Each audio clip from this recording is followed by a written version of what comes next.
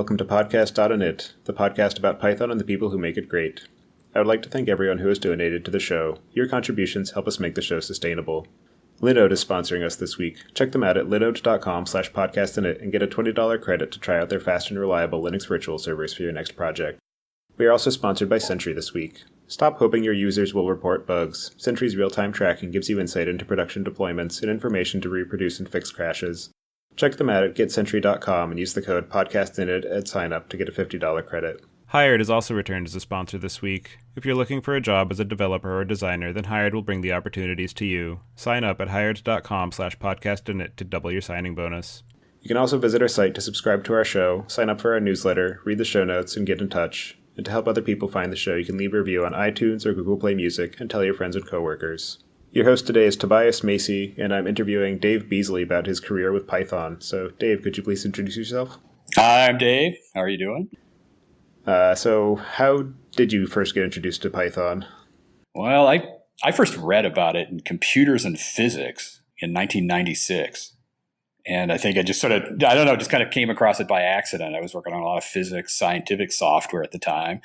Had actually written my own programming language, probably a questionable activity, and sort of discovered Python, decided, I don't need to be writing my own programming language at this point. So, was there any particular use case you had in mind, might I ask? Oh, for Python? For your programming language that you were creating?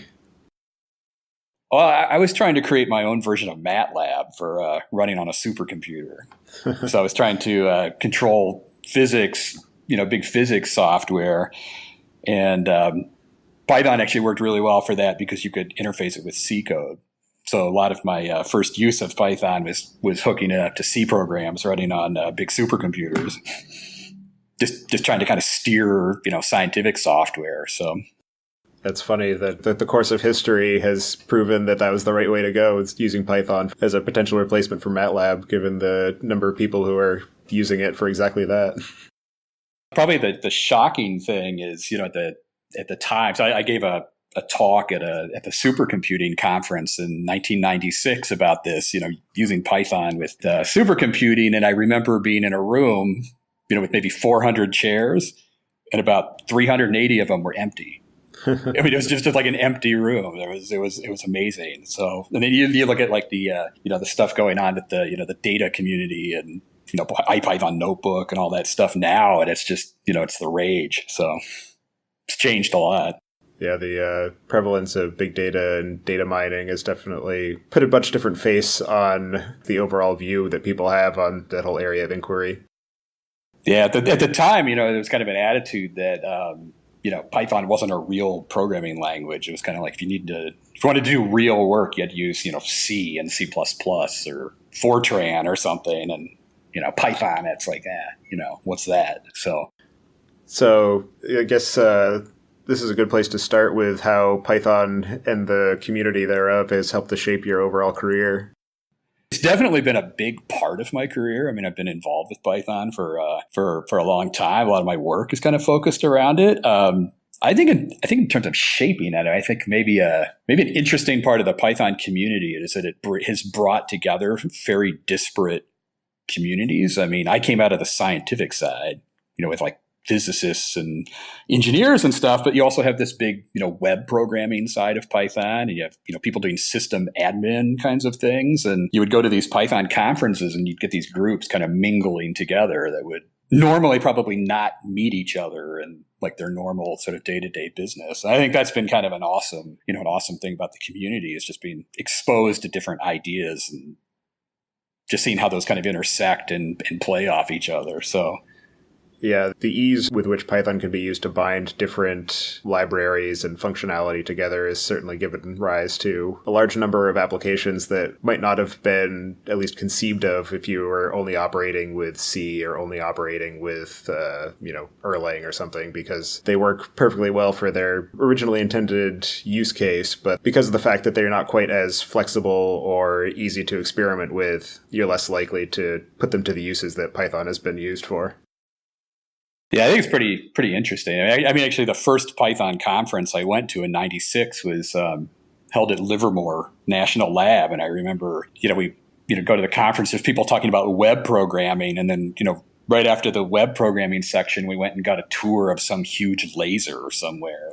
Like all of a sudden we're like, like in the middle of a sci-fi movie talking about physics and stuff. I mean, it was cool. I mean, it was really fun. So sounds it. Wish I could have been there. So what are some of the major themes that you focused on in your work, both with Python and not?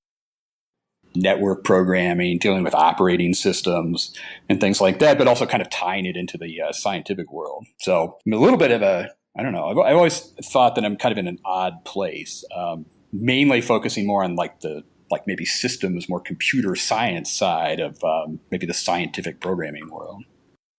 Yeah, I noticed on your About page that you had the opportunity to use Python to program a massively parallel computing cluster. I don't know if you can talk a bit about that. Yeah, so far as I know, I might have been the first person to do that. That was a total hack. So at the time I was using Python 1.3, dates the time of this, and essentially hacked the source code to Python to make it run on a 512 processor parallel computer. And it was mainly a hack to some of the I/O system of Python, just to kind of glue the whole thing together. And then what we were doing with that is actually running like the Python interactive REPL or the interactive shell remotely on these like 512 processor machines. Like you type a command and then it would execute on all 512 processors at once. And it really got people riled up, not necessarily in a good way either. I mean, some of the management, kind of found out about this, and they're like, "What? You're like hogging the supercomputer, typing interactive commands? I mean, that's you're not supposed to be doing that." So right. And so in that sense, it was a great success. So if you were to try and do the same thing today, do you think that the capabilities of Python have evolved to a point that would make it easier to do, or are there any facilities of the language that have improved to the point that make that more plausible, or also are there any that you think are missing to make that job even easier? No, I think it's still good at that. I mean, at the time, it was just such a radical idea that you would want to interact with your program in that way. I mean, people were writing just batch scripts where you just submit it overnight. You never interact with your data. And now everybody is about interacting with their data. So it's, I don't know whether it would be hard to sort of sell that idea now. I think people would probably be into it. So right. I mean, even some of the compiled languages these days are shipping with a REPL because the compilation times have gotten so fast that you can actually have that rapid feedback cycle, and people have gotten so used to it. And personally, I do half of my development in a REPL just to play with ideas and figure out how things actually work. Yeah, actually that fast compile time, I mean, at the time we were doing this, there was a competing project at work. It was this giant C++ system that they actually had a supercomputer being used to compile it because it was so big. I mean, one of the people on this project said, "Oh yeah, it takes like 45 minutes to link the executable." And then we're like, "Well, how do you debug this thing?" And they're like, "Oh, print statements and stuff." I'm just like, "Oh God, this sounds terrible." Right? You put a print statement in there and you've got to relink for 45 minutes or something. And, our interactive Python was sort of so much more awesome than that. So it got a fair bit of attention. Yeah. It's the perfect case of the chair jousting comic from XKCD. Yeah. So one of the things that you're known for is doing live coding presentations, many of which are fairly advanced. What is it about the live coding presentation format that appeals to you? Well, this is a tricky question. There might be multiple parts to this. I think one of the things with live coding is I'm kind of playing around with maybe the form of presentation a little bit. There's kind of a conventional wisdom that you never do a live demo in a talk. I don't know that you've heard that or seen that where I know where that's coming from because I've been at talks and I've seen demos go horribly awry for all sorts of reasons. So in some sense, the idea of doing a live demo it's kind of maybe a form of risk taking in a way where it's like, I'm going to do this really risky demo for fun, just to see if you can kind of get away with it and just see if you can make it work. Kind of going counter to that conventional wisdom. I think part of what maybe makes it possible on my end is I do a lot of teaching of Python. So the idea of doing a live demo, that's not like an exceptional thing that only happens once in a while. I'm doing that a lot in the context of teaching classes and other things. So it's not a totally foreign thing to be doing, but I do enjoy it in conferences because it is this kind of high risk thing. And some of the advanced topics, it's more kind of playing with the idea of, I don't know, could you do a live demo on this like insane topic and pull it off and have it work. So yeah, I remember watching your live presentation from PyCon of 2015 last year, where you were live coding generators and coroutines, and my mind was totally blown by that because, as you said, doing live coding in a live presentation is generally frowned upon as a recipe for disaster, but you managed to do it fairly seamlessly, all the while coding in Emacs, and from what I could tell, doing it all from memory. So it was quite impressive. Yeah, I would say that was probably the most risky presentation I've done. I mean, there were no backup code or no backup slides on that. I will say on that presentation that, well, actually, I mean, maybe the best way to think about that presentation would be as a jazz solo. I don't know if you're into music or not, but it's with like a jazz solo, there's an underlying structure, of chords and the structure of the song, and you sort of know the structure and sort of where you're going. And you spend a lot of time kind of practicing, improvising on that structure, sort of over and over and over again. And that was kind of the way that talk was put together. I mean, I actually rehearsed that talk maybe 13, 14 times in advance. Mm-hmm. And it was different every single time. In slight ways. I mean, it was more of like a jazz solo, but it kind of knew where that talk was going. Right. And I was probably the number one concern was the timing. Actually, it's, you're in this conference, you've got a 45-minute slide, and it's like, can you pull it off in the 45 minutes? And there was a lot of practice kind of based on that, where it's like, okay, let's start coding, like put a clock up on the wall, and just see how far you can get in 45 minutes. So.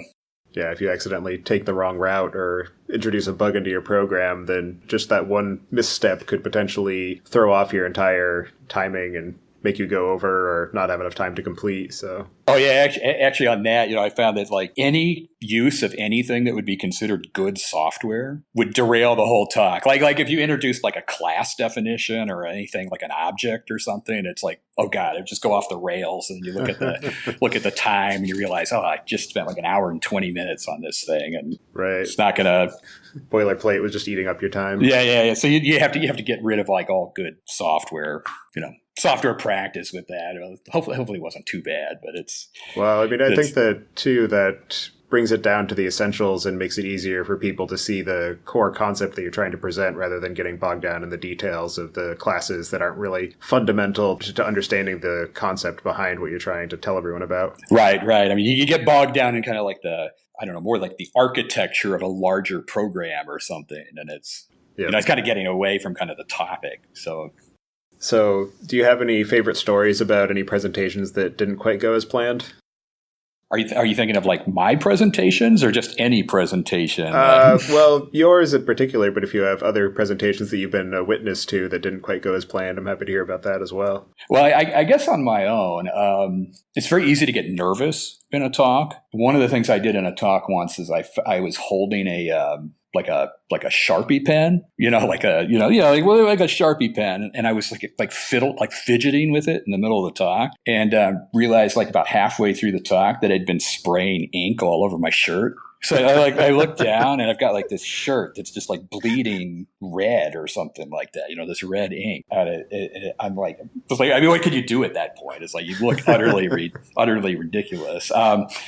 I think since then, I've always made a mental note to clear all pockets during talks, like no keys, no pens, no phones, just like empty the pockets. Don't fidget with what you're, fidget with your stuff. Probably the most insane talk I've ever seen was, this is not my talk, but it's kind of funny to mention. There's this astronomer, Clifford Stoll, who was kind of notable maybe 15 years ago because he tracked down some some hackers through a 75-cent accounting error, and has this whole story about it. I saw him give a talk, at a government site about that, and it was insane. He like stole somebody's candy bar, and he knocked the podium over, and he broke the projector like by pounding on it, and then somehow managed to get himself locked out of the auditorium outside because he like walked out and like.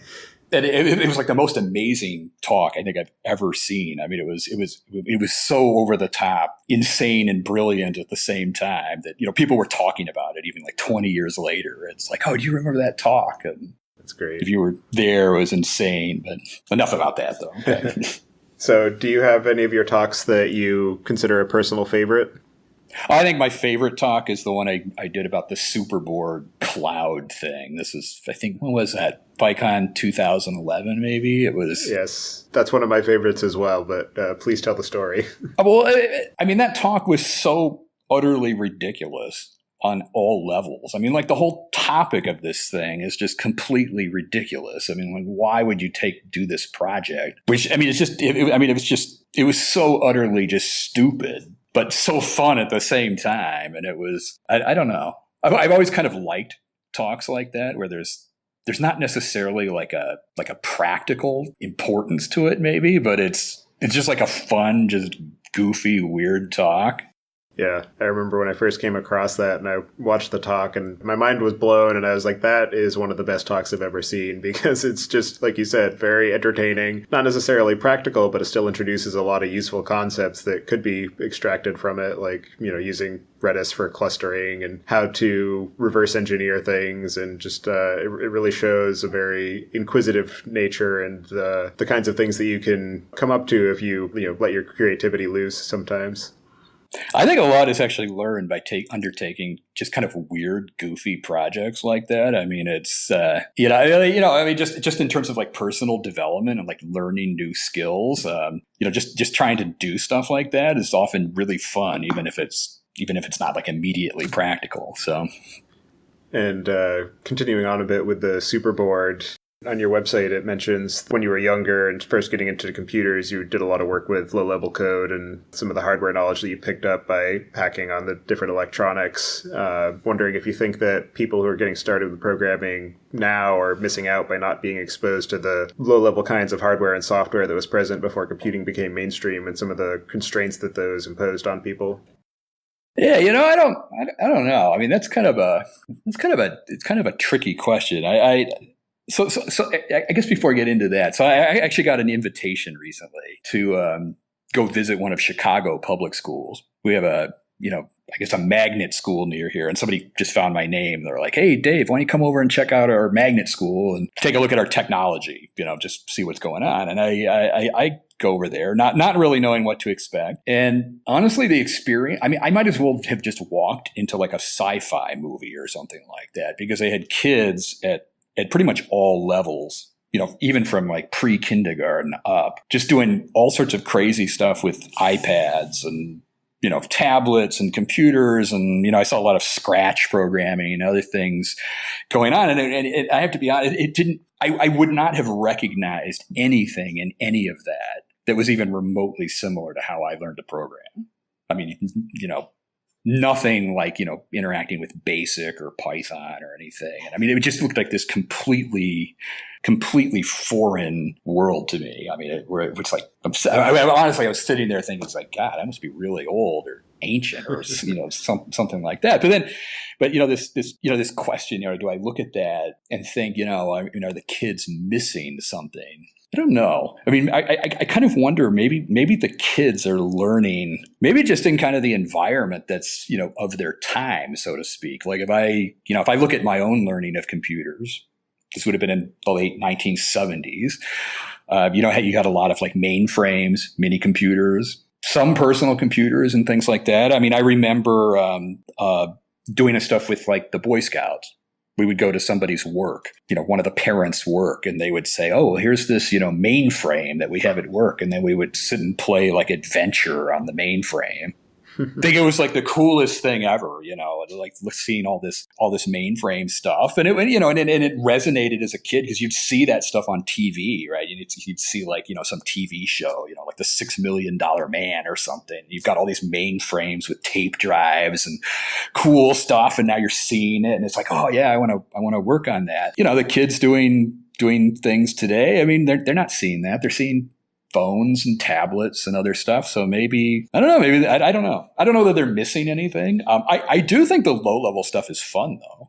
I think I think programming in like assembly code, doing things like device drivers. I mean, I think that's super fun kind of programming. But whether I could convince my kids to get excited about that, I don't know. Yeah, I think that sort of the fact that computing has become so mainstream and so commonplace that people aren't necessarily as likely to be excited by some of the lower level aspects of it because it just doesn't seem as striking or revelatory as it may have once been, particularly when computing was still a fairly new concept and hadn't made it into every aspect of our societies. And going back to your point about being able to do low level device work, I think it gives you, one of the best phrases I've heard to describe that is mechanical sympathy, because if you don't have the mechanical sympathy, then when you are working at a higher level, you're less likely to keep that in mind in how you're actually approaching problems. Because if you can understand what's happening down at the bit level, even just in a very abstract way, you're much more likely to be able to write something that cooperates better with the actual machinery that it's running on.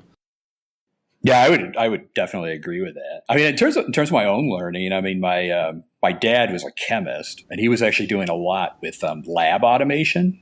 So this would have been in again, the late 70s. And I remember him at home having these, small board, basically microcontroller, computer systems where, he's punching in actually machine code on a hex pad. I mean, to control little pumps and things in his lab, and I was sort of watching that as a kid, and I'm like, oh, that's really cool. And, sort of, learned through some of that. I was doing assembly programming in, 7th grade or somewhere where it's, we had those books at home and you could look at the book and kind of fiddle around with it. And, the programs wouldn't necessarily do anything too exciting. It's like, oh, blink an LED or something. And it, right. But it was kind of cool. Maybe it's something you kind of pick up from your parents, watching your parents and seeing that. I'm actually kind of wondering whether that's going to happen with my own kids. Recently, I've been working on writing a Minecraft server from scratch in Python. Just, I don't know. Yep. For the hell of it, I guess. Like why not? So, my oldest, son comes over, sees me working on this. He's like, "Oh, what are you doing?" I'm like, writing a Minecraft server, and all of a sudden he's like very excited about this possibility. But then he's looking at the screen, and essentially I've got like a giant Emacs window up, and I'm implementing a whole bunch of like cryptography authentication code. It's horrible. I mean, it's like all this like key exchange stuff that's up on the screen, and he's looking at that, and he's like, the first question to his mind is like, well, when can I place blocks? Yeah. I'm like, kid, we're not even remotely close to that.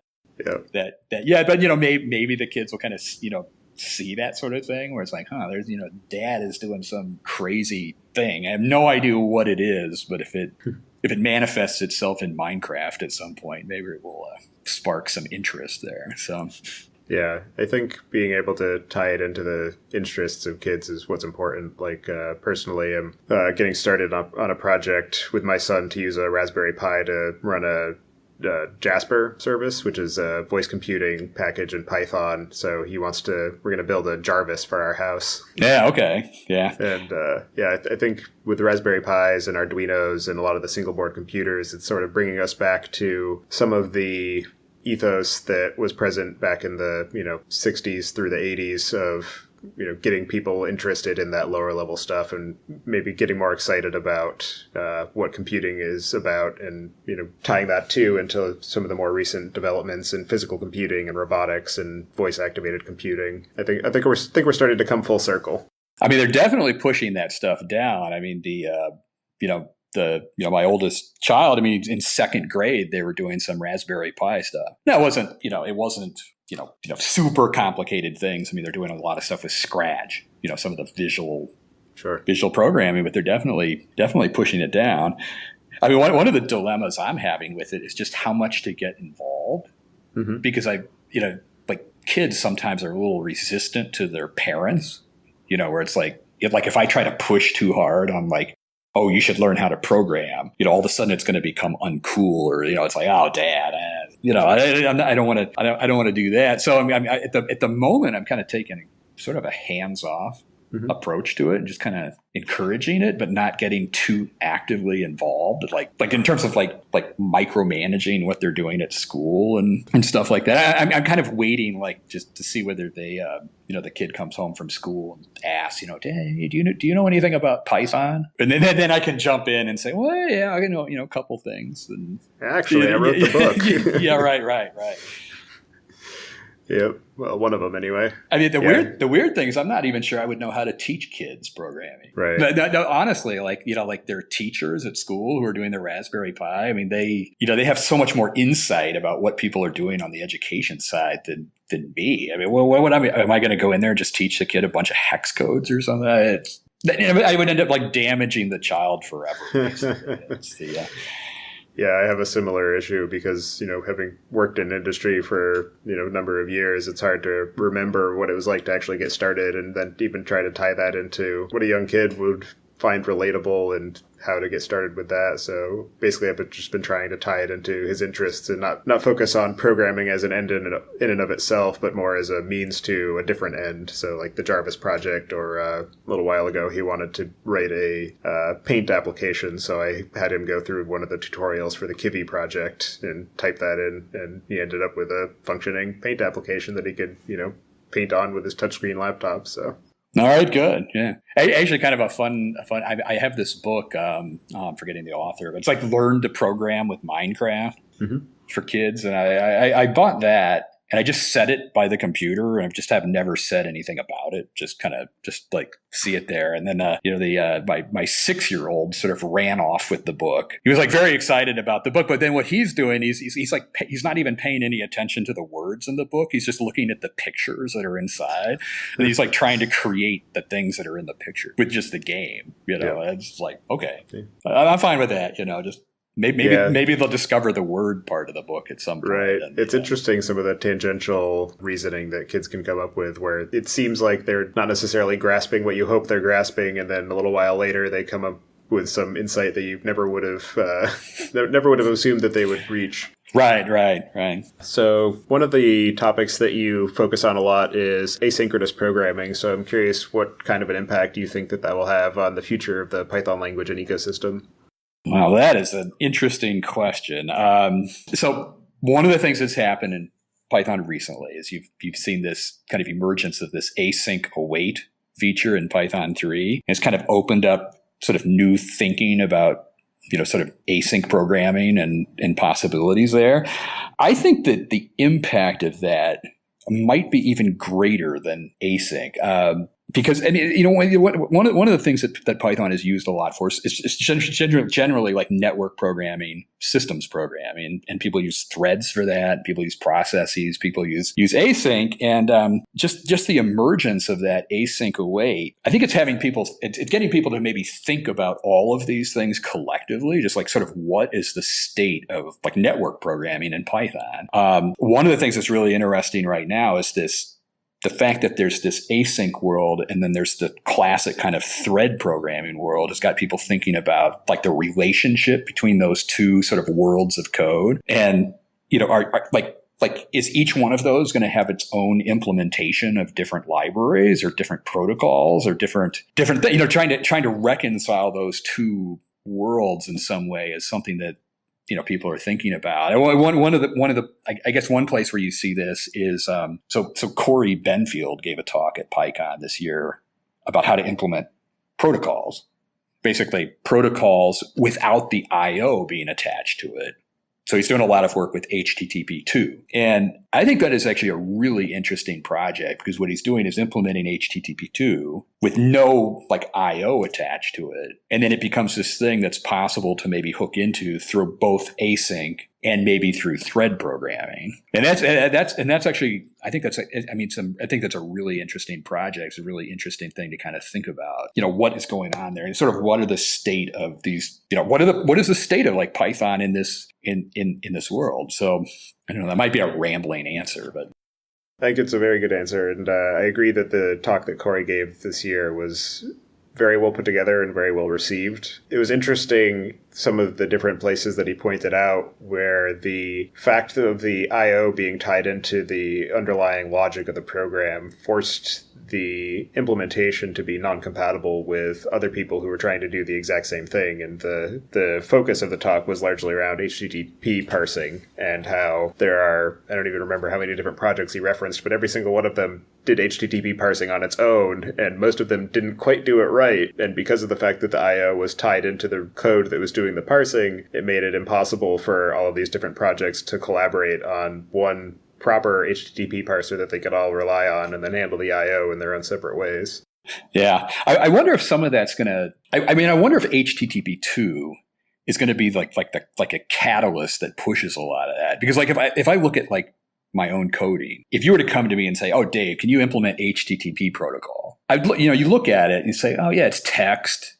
You have some headers, you got payloads. Yeah, I could probably bang out like an HTTP like 1.0 protocol in like an afternoon. It would probably be broken in various subtle ways, but it would basically work though. Like you could have something working in short order. Looking at this HTTP2 stuff, where it's all binary encoded and you've got all these like interleaved streams and like all this stuff going on. I look at that, no way. There's no way I would be able to hack something like that in an afternoon, let alone maybe a week. And even then, just trying to understand that, no way. No way. And like the fact that, Corey has taken that protocol and put it in a library. I look at that and I'm just like, that's awesome. Because then I don't have to think about like doing that. It's like, I don't even want to think about how that works. Just looking at the protocol and like, just having that available, I think is really cool. So. Right, it's a very interesting point. The fact of how accessible the HTTP 1 protocol is makes it much more likely for people to implement it on their own, because it is, at first glance, relatively simple until you start actually getting into the weeds of some of the edge cases and some of the lesser used pieces of the specification. Yeah. One of the other things that I think, kind of ties into this too is this, I hear about a lot of projects where they're on like Python 2. And then all of a sudden they decide to just rewrite everything in Go. This is probably something that you've heard, and it's, and I hear these stories, and one theme that comes out is people they're like, oh, well, we don't want to port it to Python 3. And I sort of hear that, and it kind of bugs me because it's like Python 3 is really not that different than Python 2. I've been programming in Python 3 for a while, and it's like, okay, come on, it's not different enough from Python 2 compared to an entirely different programming language. It's kind of the same thing, and I sort of wonder whether maybe the real reason that they're switching is that just Python is just not telling a good story when it comes to a lot of these things like async programming and concurrency and threads and processes and sure. and so forth. And maybe even like this protocol stuff is kind of entering the picture as well. It's you get in there. It's like, okay, what do you do for things like WebSockets? What do you do for HTTP2? And it's like a real muddled. I think it's a real muddled picture in Python 3. And I think if that problem can be addressed or simplified, or a better story can be told there, I think Python could still, maybe people wouldn't be switching. Maybe Python. I don't know. That's just me just kind of thinking out loud. But some of these things with the async await, the protocol work, I think those are really interesting kind of forward-looking projects where it's maybe that whole side of Python could be reinvented or rethought, and I think that would be a pretty exciting thing to see. So. Yeah, and I think too part of that could be the fact that because Python is so general purpose and broadly used for such a wide variety of things, whereas particularly Go has a much more narrow application, and people who are looking for something that's easy to deploy and highly concurrent, they say, oh, well, that's exactly what Go is, whereas Python can do all of those things, but it also has all these other competing storylines. So it's not as clear to people who are looking for just the concurrency piece of it that Python is going to give them what they need. Right. Well, a big part of Python, for me, I use it a lot on the data analysis side. just ripping apart files and things like that. And I love features like list comprehensions and, dictionary comprehensions and all the tools sort of surrounding that. I mean, it's like, oh, this is awesome. And I sort of wish, why couldn't it be awesome like that also in the async concurrent space? I mean, right now, I'm not sure it's so awesome. I mean, it seems kind of scattered and overly complicated or whatever, but it's, if it could be made simple, I mean, that would be pretty neat. So. Yeah, it'll definitely be interesting to see how the APIs and libraries around that aspect of the Python ecosystem evolve over the next few years. Speaking about some of the other languages out there, are there any features that you see in other languages that you would like to see incorporated and brought into Python? Curly braces. I don't know. Let's just leave it at that. Curly braces. That's a good. I don't know, like trollish answer, I guess. Yes. Yeah, I mean, obviously, just the concurrency stuff. I don't know. Maybe you could get into some crazy pattern matching. Some of the functional language things, but I don't know. Okay, fair enough. Leave it at curly braces. There. Sounds good. So you, over the course of your career, have worked on a large number of different projects, both on a hobby and professional level. I'm wondering if you can pick out some of your favorites. Favorite projects. I definitely have a fondness for, I guess, sort of low level kind of hacking, like hardware devices and things like that. So definitely like that Superboard project.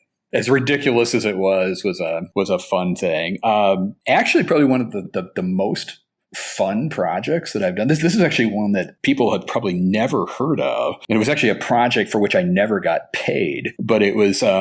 That's a whole long story, but I got contracted to do a software sabotage project.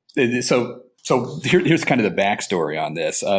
Basically a company contracted out to have some software developed for a hardware device. So it was like device driver code, and then they got in a legal battle with their developer, who was then ordered to turn over source code by the court. But when he did it, he sabotaged the code intentionally. And handed it over to this company. And so all they had was like a sabotaged version of source code. And then I ended up doing this project of trying to fix the source code, having very little knowledge of like the original code. The only thing we had was like a binary executable on like a microcontroller that was available. And it was like this crazy project of trying to figure out like what had been sabotaged and like restoring it to an operational state. So it was sort of this insane like debugging project from like hell, basically. Where it's like you don't have the original code.